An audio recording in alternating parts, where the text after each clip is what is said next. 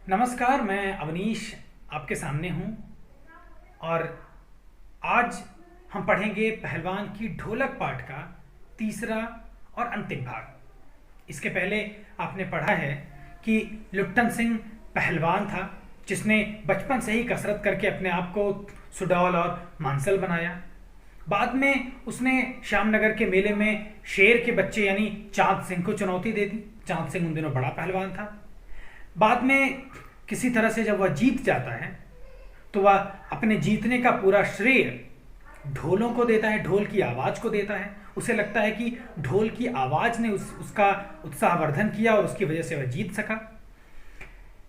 राजा साहब उससे बड़े प्रसन्न होते हैं और उसे अपने राज्य में रख लेते हैं, राज पहलवान बन जाता है। पहला भाग उसके जीवन का, बचपन जो बड़ी मुसीबत में बीता था, वो समाप्त हो गया और उसके जीवन का जो दूसरा अध्याय है, जो दूसरा भाग है, वह बड़ा सुख संपन्नता से भरा रहा। राज पहलवान की पदवी उसे मिली। अब उसने एक एक करके सारे पहलवानों को हरा दिया था और एक बड़े पहलवान का नाम अर्जित किया। अब हालात ये थे कि उसकी जोड़ी का कोई पहलवान बचा नहीं था, कोई भी उससे लड़ने के लिए तैयार नहीं होता था क्योंकि वह अजेय था। अब जब कोई भी उसके साथ लड़ने वाला नहीं था तो जब भी दंगल कुश्ती का आयोजन होता था तो राजा साहब उसे लड़ने नहीं देते थे। उसकी जोड़ी मिलती नहीं थी। वह अखाड़े में उतर करके अपनी देह में मिट्टी पोत करके और अपने आप को सांड या भैंसे की तरह उछालता रहता था।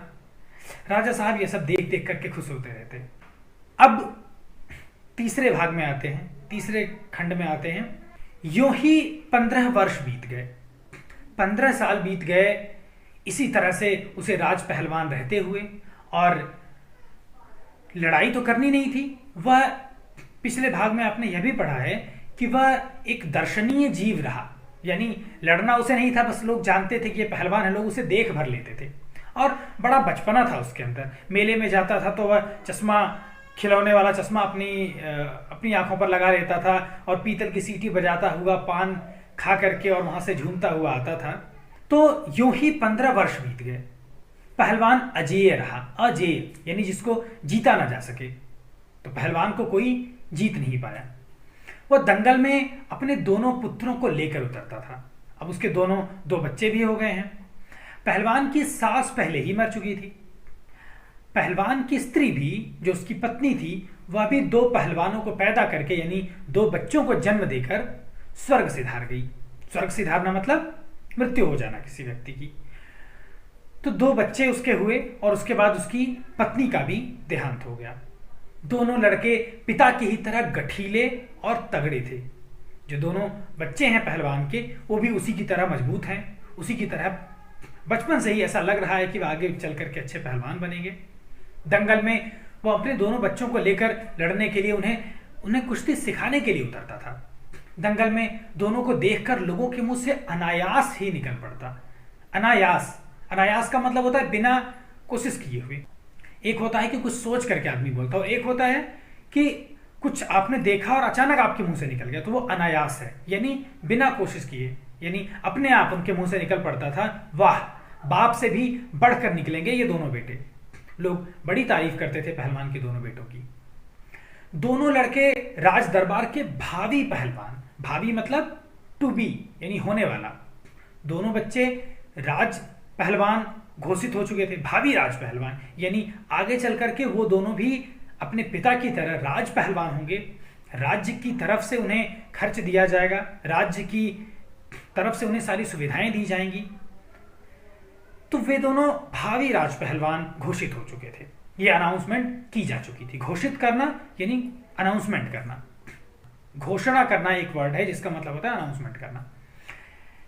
अतः दोनों का भरण पोषण दरबार से ही हो रहा था, तो उनके खाने पीने रहने की सारी व्यवस्था राज्य से ही हो रही थी। राज्य के खर्च पर ही वे दोनों पल बढ़ रहे थे। प्रतिदिन प्रातःकाल पहलवान स्वयं ढोलक बजा बजा कर दोनों से कसरत करवाता। उसके पिता तो हैं ही, पहलवान भी हैं, तो वो उनके पिता भी हैं और कोच भी हैं। तो वे ढोलक बजा बजा करके अपने दोनों बच्चों को पहलवान कसरत करवाता था।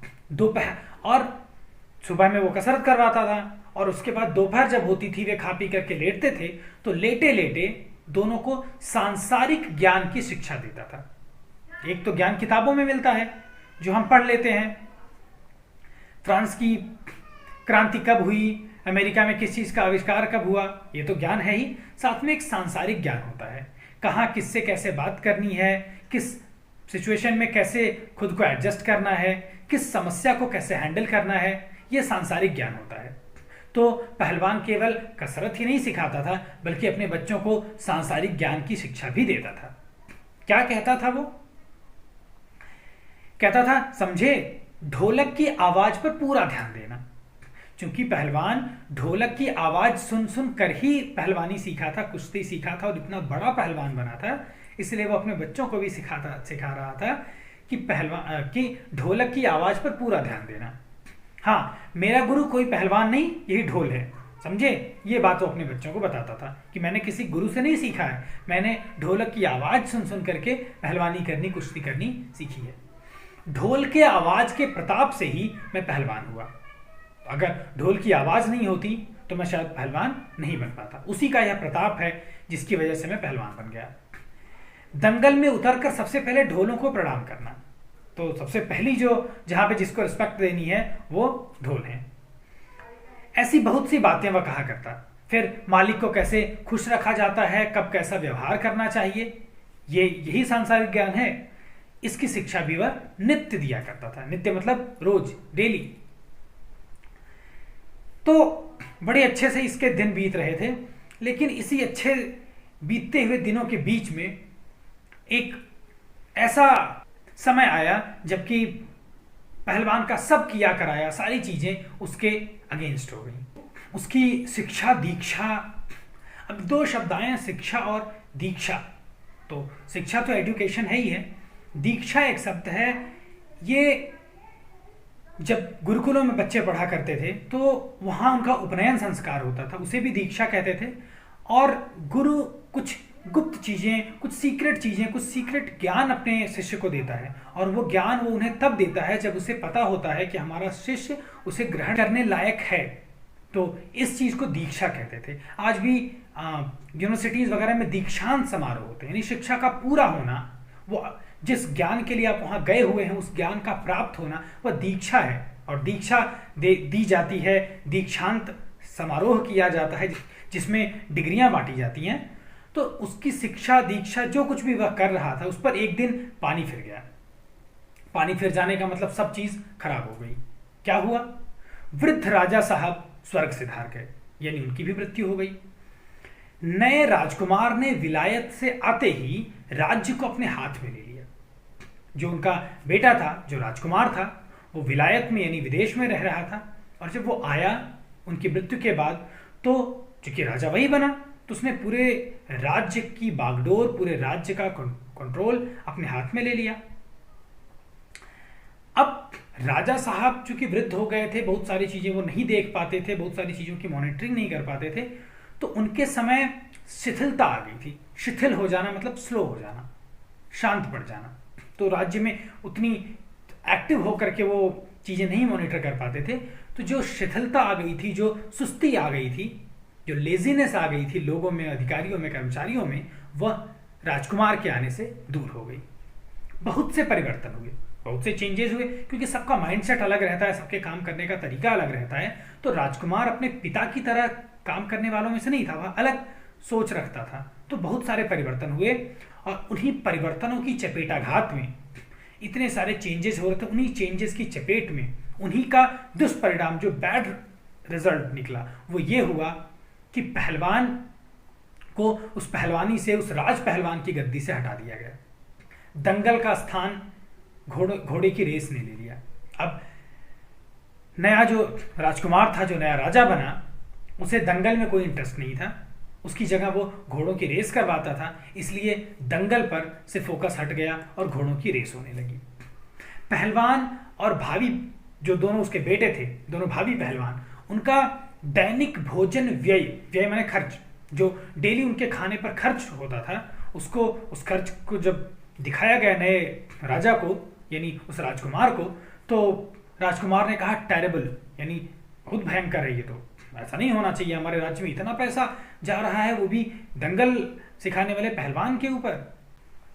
नए मैनेजर साहब ने कहा हॉरिबल, उन्हें भी बड़ा डरावना, बड़ा खतरनाक ये लगा। पहलवान को साफ जवाब मिल गया था, राज दरबार में उसकी आवश्यकता नहीं। उसको गिड़गिड़ाने का भी मौका नहीं दिया गया। गिड़गिड़ाना मतलब बेग करना, किसी के आगे हाथ जोड़ करके प्रार्थना करना कि मेरी बात सुन लीजिए, मुझे नौकरी से मत निकालिए, ऐसा उसे कहने भी नहीं दिया गया, सीधे सीधे उसे बाहर कर दिया गया। अब उसका जीवन जो राजा के दिए हुए खर्च से चलता था, उसकी दिनचर्या कुश्ती सिखाने में कटती थी, उसमें एक बड़ा परिवर्तन हुआ। उसे अब काम करना पड़ेगा। उसी दिन वह ढोलक कंधे से लटकाकर अपने दोनों पुत्रों के साथ अपने गांव लौट आया। क्या करता? अपनी ढोलक जिसे बजा करके वह कुश्ती सिखाता था, दंगल करवाता था, उस ढोलक को अपने कंधे पर लटकाकर अपने दोनों बच्चों को लेकर के वापस अपने गांव चला आया। तो यहाँ से उसके जीवन का तीसरा खंड शुरू हो रहा है, और यह खंड उतना सुखदायक नहीं है जितना दूसरा खंड था। गांव आ गया। गांव के एक छोर पर, एक एंड पर गांव वालों ने एक झोपड़ी बांध दी, एक हट बना दी, एक कॉटेज बना दी।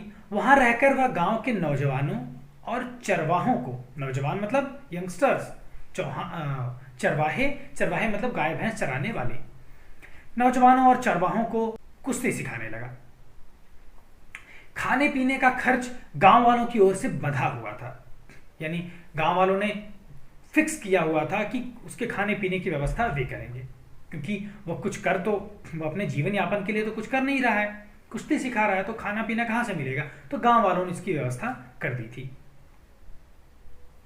सुबह शाम वह ढोलक बजाकर अपने शिष्यों और पुत्रों को, दोनों उसके बच्चे और जो उसके शिष्य थे, जो लोग कुश्ती सीखना चाहते थे, उन सभी को वह दांव पेच सिखाया करता था। दांव पेच आपको इसके पहले भी बता चुका हूं, कुश्ती लड़ने के जो तरीके हैं, कब कैसे डिफेंड करना है, कब कैसे अटैक करना है, ये चीजें दांव पेच कहलाती हैं कुश्ती की। तो वह अपने दोनों पुत्रों को और अपने शिष्यों को दांव पेच सिखाता रहता था।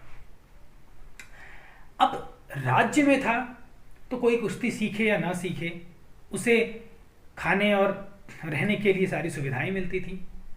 लेकिन गांव में जहां वो कुश्ती सिखाने अभी गया हुआ है, वे गांव के लोग, जो चरवाहे हैं, जो मजदूर हैं, वे, उन्हें खुद ही खाने को पूरा नहीं मिल रहा है। वे क्या खाएं और क्या कुश्ती करें? कुश्ती करने के लिए अच्छी डाइट भी होनी चाहिए। तो गांव के किसान और खेतिहर मजदूर मतलब खेतों में काम करने वाले, वे भला क्या खाकर कुश्ती सीखते? धीरे धीरे पहलवान का स्कूल खाली होने लगा। अब पहलवान का स्कूल खाली होने लगा, कोई उसके स्कूल में आने वाला नहीं रह गया। अंत में केवल उसके दोनों पुत्र ही बचे जिन्हें वो ढोलक बजाता था और सिखाता था। अब जब कोई नौजवान उनसे कुश्ती सीखने आएगा नहीं, तो खाने पीने का प्रबंध क्यों करेगा भाई? इसलिए पहलवान को अब काम भी करना पड़ा कुछ। दोनों लड़के दिन भर मजदूरी करके, अब कुश्ती लड़ना बंद हो गया, दोनों लड़के मजदूरी करने जाने लगे। तो वे पहलवान से मजदूर हो गए, मजदूरी करते थे, दिन भर मेहनत करते थे बाहर, और जो थोड़ा बहुत लेकर आते थे कमा करके, उसी से ये तीनों पिता पुत्र खाते थे। अकस्मात अब जब परेशानी आ रही है तो हर ओर से आ रही है। तो एक तो राज्य से निकाल दिया गया, फिर गांव में कुछ लोग सीख रहे थे, उनने सीखना बंद कर दिया। पहलवान, जो राज पहलवान हुआ करता था, उसे मजदूर बनना पड़ गया। उसके दोनों पुत्रों को मजदूरी करनी पड़ गई। वास्तव में पहलवान तो अब ज्यादा उम्र हो चुकी थी, उससे वो भी कुछ नहीं होता रहा होगा। अकस्मात गांव पर यह वज्रपात हुआ। अकस्मात मतलब अचानक। गांव पर वज्रपात एक शब्द आया है। वज्र जो है वो इंद्र का एक वेपन है, एक हथियार है। और कक्षा 10वीं में एक पाठ था मनुष्यता, एक कविता थी मनुष्यता। उसमें आपको पढ़ाया गया था कि दधीची ने अपनी अस्थियां संसार के हित के लिए, दूसरों के कल्याण के लिए अपना शरीर उन्होंने त्याग दिया था। खुद उन्होंने मृत्यु प्राप्त कर ली थी और अपनी अस्थियां, अपनी हड्डियां उन्होंने दे दी थी, जिससे वज्र का निर्माण हुआ। और कहा जाता है वो बहुत भीषण, बहुत बड़ा वेपन है। उससे राक्षसों का, देवताओं के राजा इंद्र ने राक्षसों का संहार किया, उन्हें मारा। तो वज्र जो है उसका मतलब चीज बहुत कठोर हो, उसके लिए भी वज्र शब्द प्रयोग होता है। कई बार कहते हैं कि उसका वज्र का कलेजा है, यानी उसका जो कलेजा है, उसका जो हृदय है वो वज्र का है, यानी बहुत कठोर है, यानी उसके मन में दया नहीं है। तो इस तरह से बोलते यहाँ वज्रपात हुआ, यानी वज्र गिरा, वज्र से प्रहार हुआ, यानी बहुत बड़ा नाश होने लगा, डिस्ट्रॉय। अगर वज्र से किसी गांव, उस गांव पर प्रहार किया जाएगा तो क्या होगा, गांव पूरा खत्म हो जाएगा। तो कुछ ऐसा हुआ जो वज्रपात जैसा है, जैसे लग रहा है कि वज्र से किसी ने प्रहार कर दिया, यानी पूरा गांव समाप्त होने लगा, डिस्ट्रॉय होने लगा, मरने लगे लोग। क्या हुआ था, पहले अनावृष्टि, अनावृष्टि यानी बारिश का न होना। ये शब्द आपने एक पाठ था कक्षा 10वीं में, अब कहाँ दूसरे के दुख से दुखी होने वाले, उसमें आपने पढ़ा कि प्रकृति का संतुलन बिगड़ गया है और बाढ़, सूखा, वहां पर अतिवृष्टि और अनावृष्टि शब्द मैंने आपको बताए थे।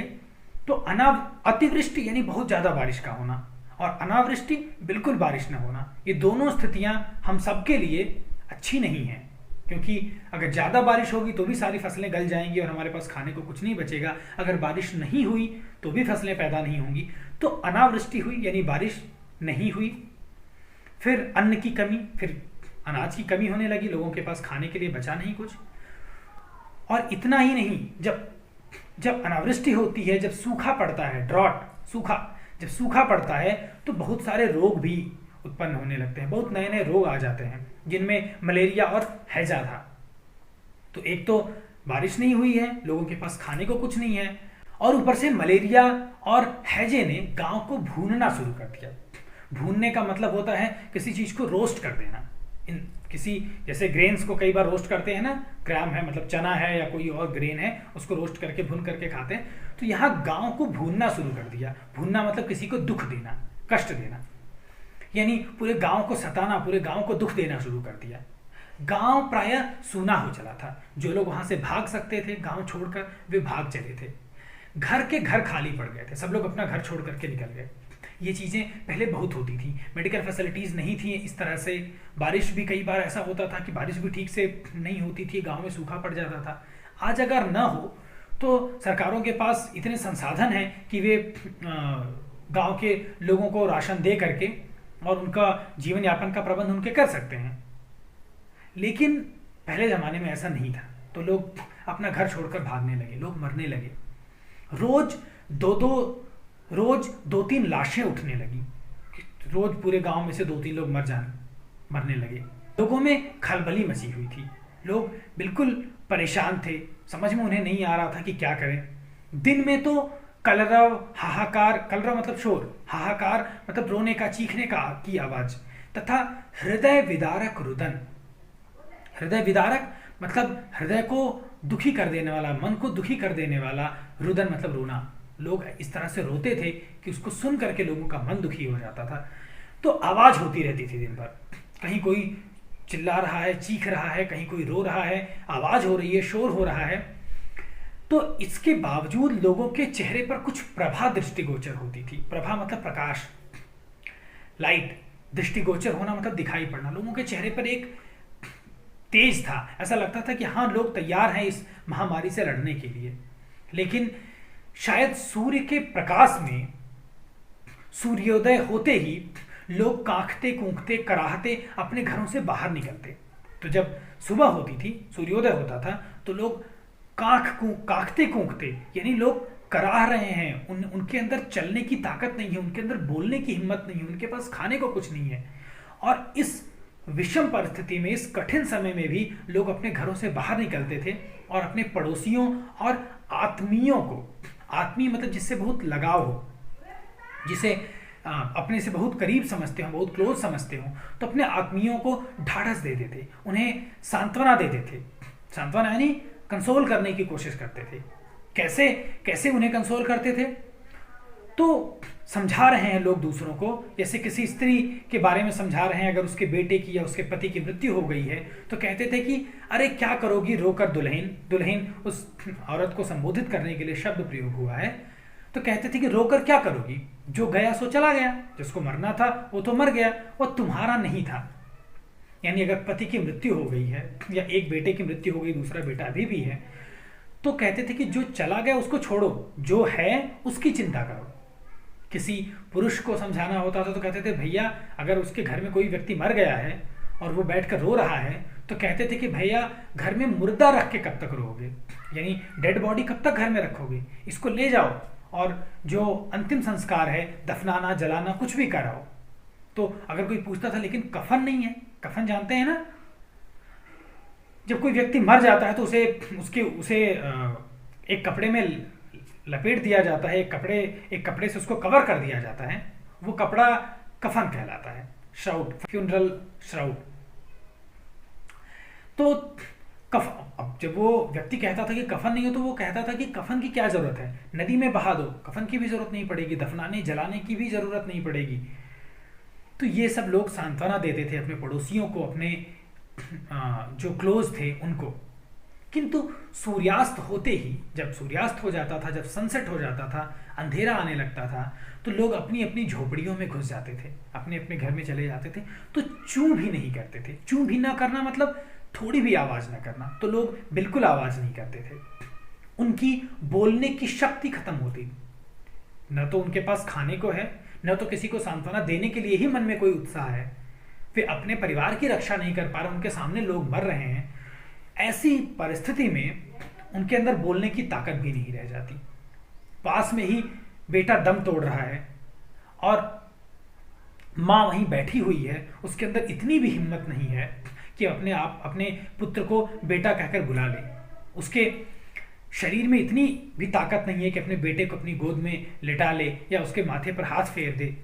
लोग इतने दुखी हैं, इतने परेशान हैं, भूखे हैं, दवा नहीं है उनके पास, और अपने सामने अपने घर परिवार के सदस्यों को मरता हुआ देख रहे हैं। रात्रि की विभीषिका उसका जो डर है, रात जो डरावनी है, जो लोगों के अंदर डर भर देती है। दिन में तो लोग एक दूसरे से बात करते हैं, रात में हर जगह सन्नाटा, और सन्नाटा एक डर पैदा करता है। आप इस पाठ के पहले ही भाग में ये चीज पढ़ चुके हैं। तो उस डर को पहलवान की ढोलक ललकार कर चुनौती देती थी, उसे ललकारती थी। यानी ललकारना क्या होता है? किसी को चैलेंज करना। रात डरा रही है और पहलवान की ढोलक उसे चैलेंज कर रही है कि तुम्हारे डर का गांव वालों पर कोई प्रभाव नहीं पड़ेगा, क्योंकि उनका उत्साह बढ़ाने के लिए मैं हूं।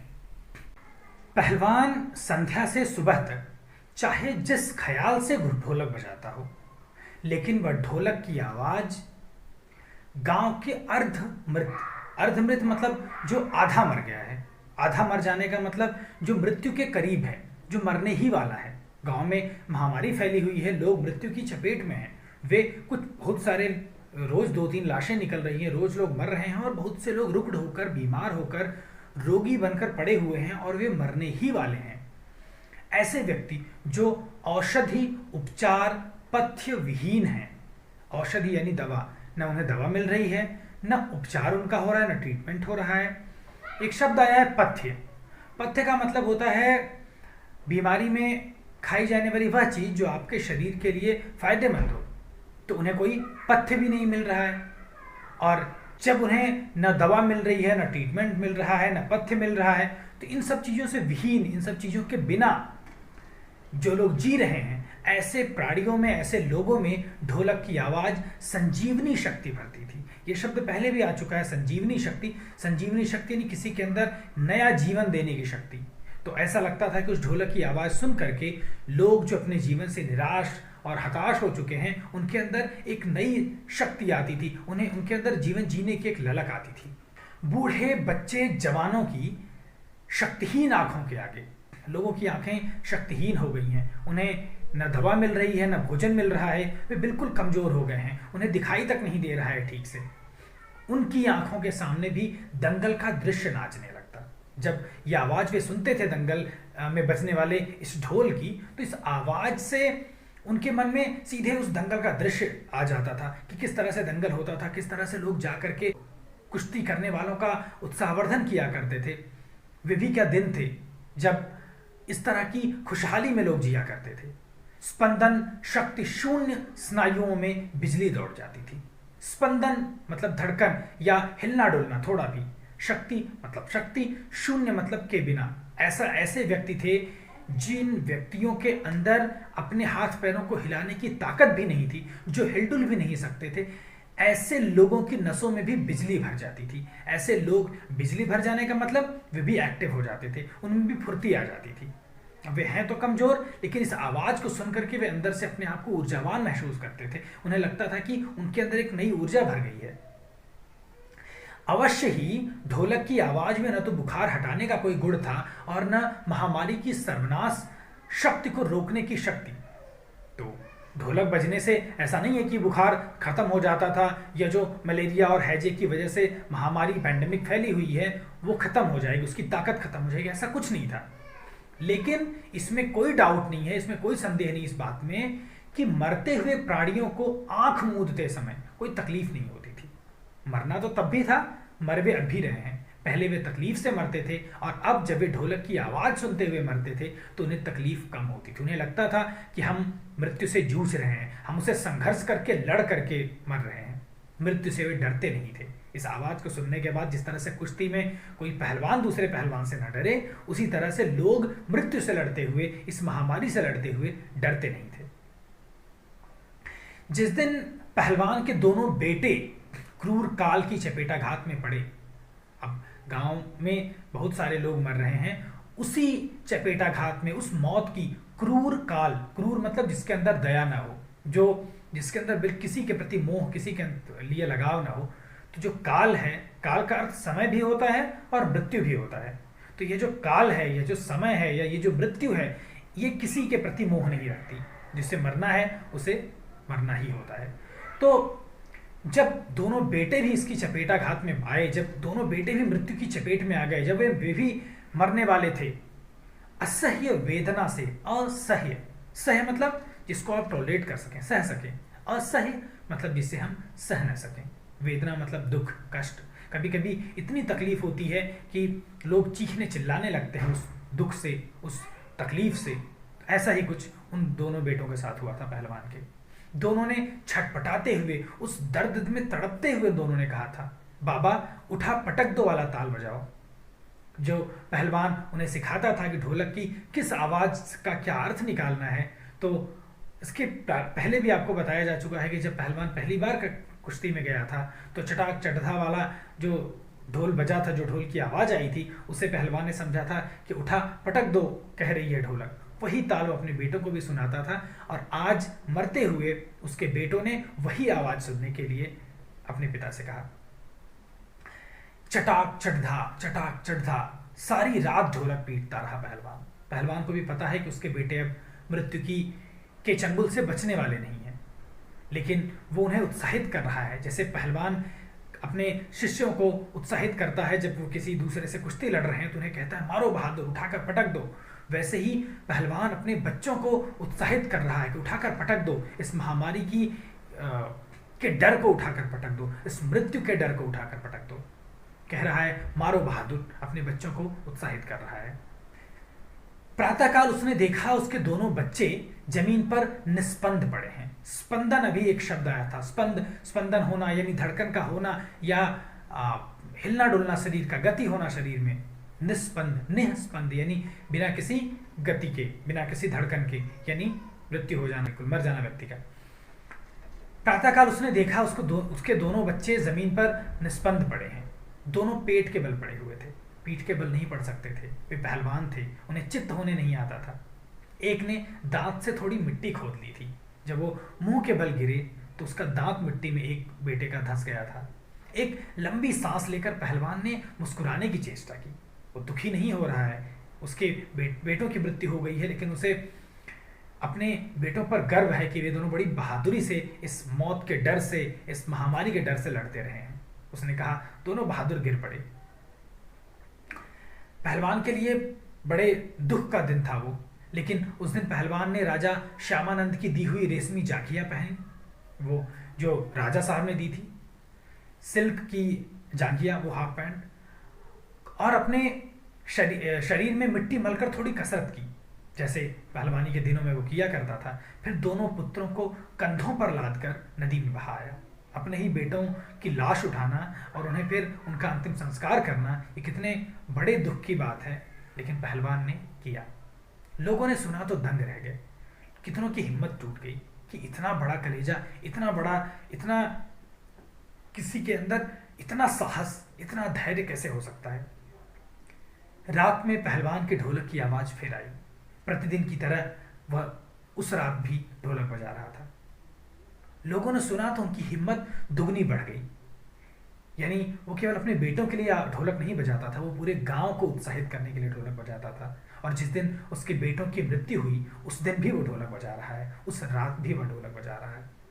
संतप्त माता पिताओं ने कहा, संतप्त मतलब दुखी, दुखी माता पिताओं ने, जो जिनके बच्चे, दूसरे माता पिताओं के बच्चे भी तो मर रहे हैं, वे भी तो इस महामारी की चपेट में हैं, उन लोगों ने कहा दोनों पहलवान बेटे मर गए, पर पहलवान की हिम्मत तो देखो, 1.5 हाथ का कलेजा है।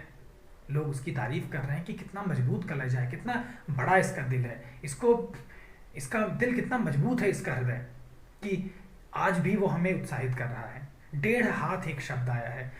पहले जब किलोमीटर, मीटर, फीट ये स्टैंडर्ड यूनिट्स नहीं हुआ करती थी, तो नापने की, किसी चीज़ को मेज़र करने के और भी तरीके थे। उनमें जो घरेलू तरीके हैं जो गांव में प्रचलित थे, उनमें अंगुल और हाथ भी था कि बहुत छोटी दूरी को अंगुल में नापते थे, 1 अंगुल या 2 अंगुल। थोड़ी उससे बड़ी दूरी है तो उसे इस तरह से नाप लेते थे, 1 बित्ता, 2 बित्ता ऐसे। और उससे बड़ी दूरी है तो हाथ से नापते थे, यहाँ से लेकर यहाँ तक की दूरी एक हाथ कहलाती है। तो जितनी बार ये हाथ उस दूरी को कवर करने में लगेगा, उतने हाथ की वो चीज़ हो गई। तो 1.5 हाथ का कलेजा यहाँ मेजर करने की बात नहीं हो रही है, यानी बहुत बड़ा कलेजा है। 4-5 दिनों के बाद एक रात को ढोलक की आवाज नहीं सुनाई दी। कुछ दिन तक तो ढोलक बजाता रहा पहलवान, एक रात को ढोलक की आवाज सुनाई नहीं दी, ढोलक नहीं बोली। पहलवान के कुछ दिलेर मतलब साहसी, किंतु रुग्ण मतलब बीमार, यानी साहसी लेकिन बीमार शिष्यों ने प्रातःकाल जब जाकर देखा कि पहलवान ने रात में ढोलक क्यों नहीं बजाई, तो देखा कि पहलवान की लाश चित पड़ी हुई है। पूरे जीवन वो कभी चित नहीं हुआ, लेकिन मृत्यु के बाद उसकी लाश चित पड़ी हुई है, यानी पीठ के बल पर पड़ा हुआ है। आंसू पोंछते हुए एक ने कहा, गुरुजी कहा करते थे कि जब मैं मर जाऊं तो चिता पर मुझे चित नहीं, पेट के बल सुलाना। चिता एक शब्द आया है सनातन धर्म में। जब कोई व्यक्ति मर जाता है तो उसका अंतिम संस्कार करने के लिए उसे जलाते हैं, और जलाने के लिए लकड़ियां व्यवस्थित करके रखी जाती हैं, उस पर व्यक्ति की डेड बॉडी रखी जाती है, उसके ऊपर कुछ और लकड़ियां रख करके फिर उसे जला दिया जाता है। ये जो लकड़ियों के रखने की व्यवस्था है, इसे चिता कहते हैं। तो पहलवान ने अपने शिष्यों से कभी कहा था कि मेरे मरने के बाद मुझे चिता पर भी, उस लकड़ियों के ऊपर भी मुझे पेट के बल ही सुलाना, चित्त मत सुलाना, पीठ के बल मत सुलाना, क्योंकि मैं पूरी जिंदगी में कभी चित नहीं हुआ, कभी किसी से हारा नहीं। और जब चिता सुलगाना, जब उस चिता में आग लगाना, जब मुझे जलाने की शुरुआत करना, तो ढोलक बजाते ना। इसी ढोलक ने, इसी ढोलक की आवाज़ ने मुझे पूरे जीवन में सारी खुशियाँ दी हैं, ऐसा पहलवान सोचता रहा होगा। यह बात उसके शिष्य ने बाकी शिष्यों को बताई। इसके आगे वह भावुक हो गया और कुछ बोल नहीं सका। ये कहानी यहाँ संपन्न हो जाती है। बड़ी मार्मिक कहानी है। फणीश्वर नाथ रेणु ऐसी कहानियाँ लिखने के लिए जाने भी जाते हैं। बड़ी सारी सीख देकर ये कहानी जाती है। हमारे जीवन में सुख दुख एक चक्र के रूप में आते जाते रहते हैं। सुख से बहुत ज़्यादा हमें घमंड नहीं करना है और दुख में बहुत ज़्यादा कातर नहीं होना है। दुख को भी पूरी बहादुरी के साथ फेस करना है, सामना करना है उसका, जिस तरह से पहलवान ने किया। उसके जीवन का जो पहला भाग था वो बड़े दुखों में रहा। दूसरे भाग में राज पहलवान बन करके वह पूरे शबाब पर था। तीसरा खंड जब उसे राज्य से निकाल दिया गया और वह भूखों मरने लगा, बाद में गांव में अकाल और महामारी का सामना उसने किया। अंत में अपने दोनों बेटों की मौत भी उसने अपनी आंखों के सामने देखी और फिर भी विचलित नहीं हुआ। तो हमें भी अपने जीवन में कैसी भी परिस्थिति आए डट कर उसका सामना करना है, विचलित नहीं होना है और सारे दुखों को अकेले उन्हें चुनौती देते हुए उनसे लड़ना है। तो इस सीख के साथ ये पाठ यहीं समाप्त होता है। अगले वीडियो में आपके साथ किसी और पाठ पर चर्चा होगी। तब तक के लिए विदा दीजिए। नमस्कार।